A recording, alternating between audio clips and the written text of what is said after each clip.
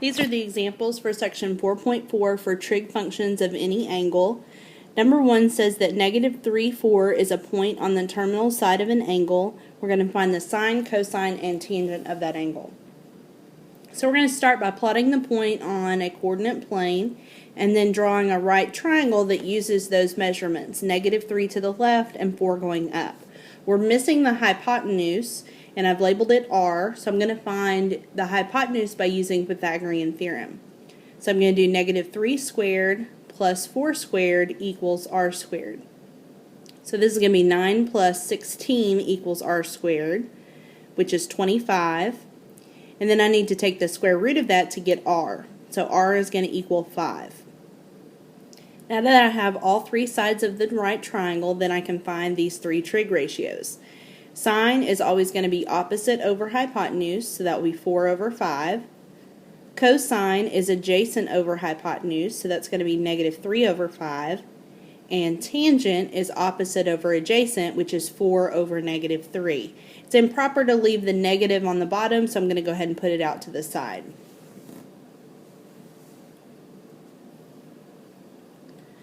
Okay, number 2 wants us to find the reference angle for each of these. Remember that a reference angle is an acute angle that is between the angle given and the x-axis. So for 300 degrees, I know that 300 degrees is less than 360. So to find the reference angle, I'm going to take 360 and subtract 300. So that will give me that the reference angle is 60 degrees. For 2.3, this is actually a radian. It already has the pi multiplied in it, so it was something times pi equaled 2.3. So I know that this is less than pi.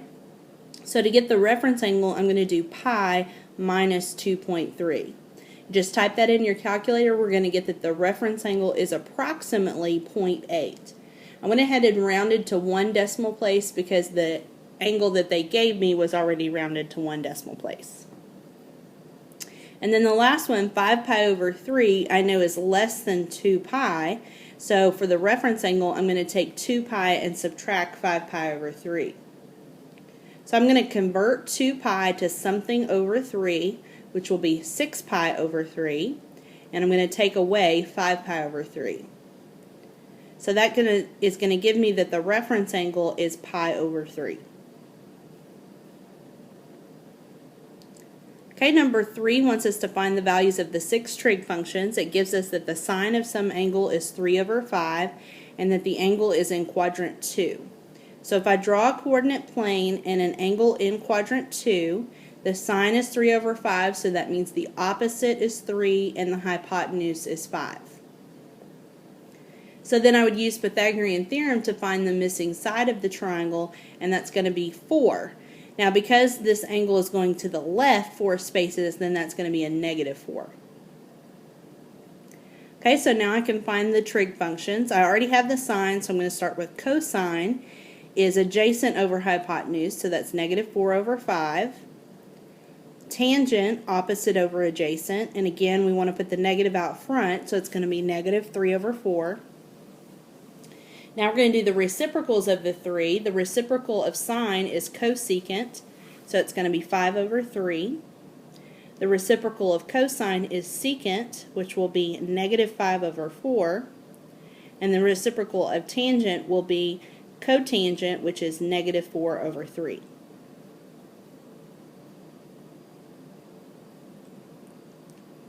Okay, number 4 says that the terminal side of an angle lies on the given line. Find the values of the 6 trig functions. So it gives us a line, 2x minus y equals 0, and says that this angle is in quadrant 3. So I want to graph the line. In order to graph it, I need to get y by itself. So it's going to wind up being y equals 2x, which means that the y-intercept is 0 and the slope is 2. So if I plot a point at 0 and then go up 2 and over 1 several times, so I've got plenty of points, then I'm going to connect those points to draw my line.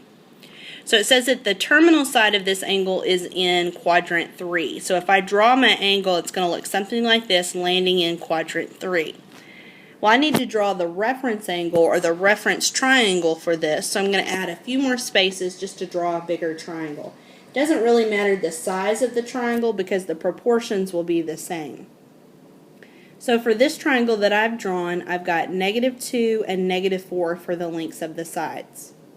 I'm missing the hypotenuse, so I'm going to use Pythagorean theorem. So -2 squared plus -4 squared equals r squared. So that's 4 plus 16 equals r squared, which will be 20 equals r squared. So when I take the square root of 20, it's not going to equal a whole number, so I'll simplify the radical, and it will turn out to be 2 square root 5. So our hypotenuse is 2 square root 5. Now I can find the 6 trig ratios. So we're going to start with sine, which is opposite over hypotenuse.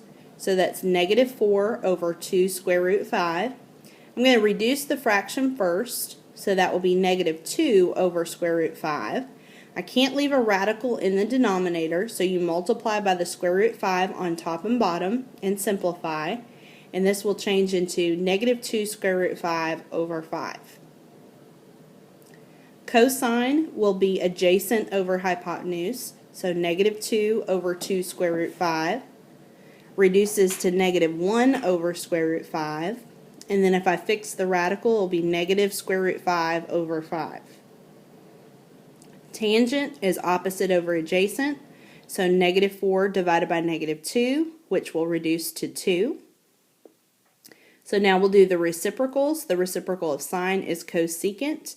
So I'm not going to go to the final answer to sine and flip it. If I do that, I'll wind up with a radical on the bottom again. So I'm going to go to the second step, -2 over square root 5, and flip it. So that's going to be negative square root 5 over 2. The reciprocal of cosine is secant, so same thing, I'm going to go to the second step and flip it over. So negative square root 5 over 1 is the same as negative square root 5. The reciprocal of tangent is cotangent, so if I flip 2 over, that's going to be 1 over 2.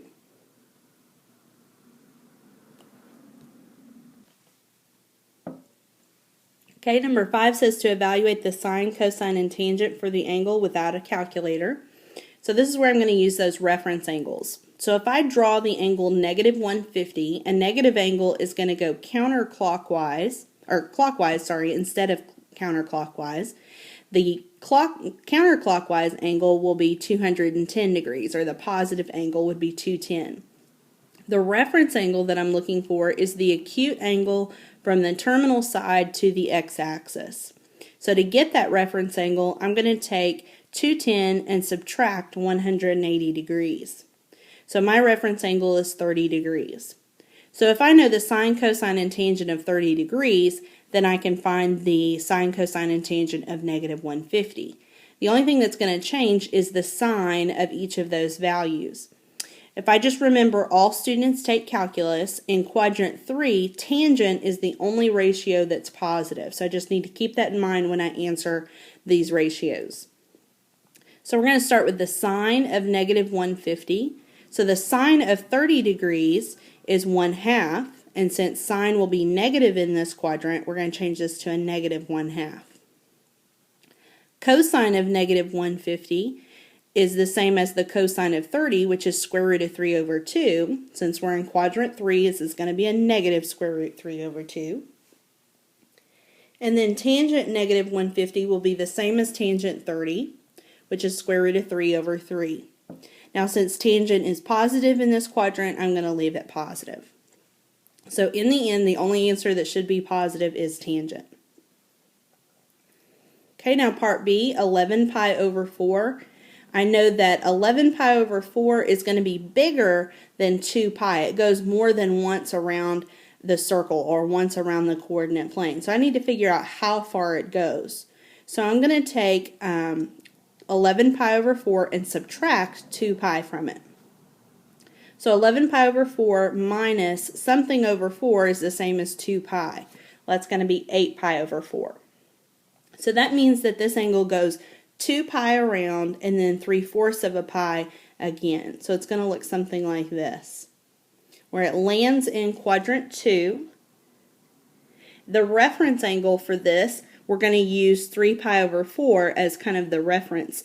So we're going to do pi minus 3 pi over 4 is going to give me 1 pi over 4 for the reference angle. Okay, so if I know the sine, cosine, and tangent of pi over 4, I can use those values and then just keep in mind that sine will be positive in quadrant 2 and everything else should be negative. Okay, so for the sine of this angle, it's the same as the sine of pi over 4, which is square root of 2 over 2. The cosine of this angle is going to be square root of 2 over 2, but since we're in quadrant 2, it's going to be negative. And then the tangent of this angle will be 1, and again, since we're in quadrant 2, this will be a negative 1.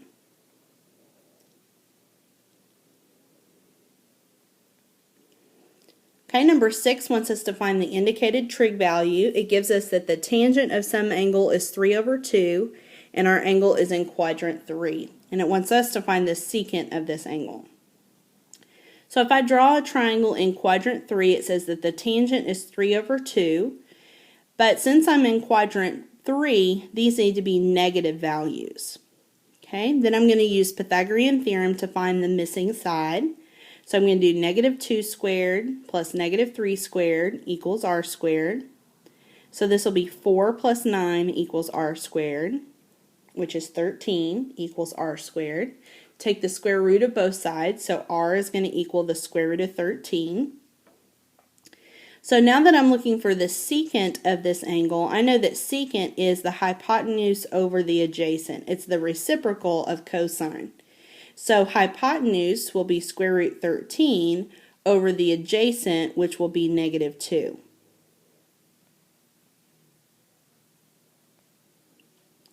Okay, number 7 wants us to find the value using our calculator. So for part A, we need to be in degree mode, and you're just going to type it in exactly as it is. Tangent of 304 degrees, and you're going to round to 4 decimal places. So this will be approximately negative 1.4826.